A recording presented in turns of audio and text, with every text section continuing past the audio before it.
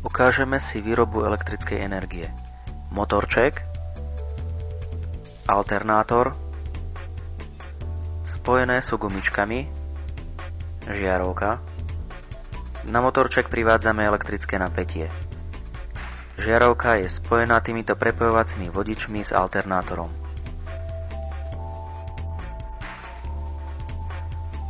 Pridávaním napätia na motorčeku sa jeho otáčky zvyšujú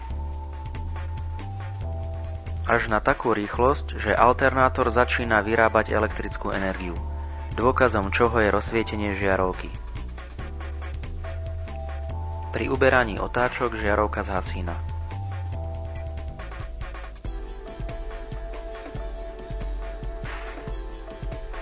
Iný pohľad na simuláciu. Zvyšovaním otáčok žiarovka začína svietiť.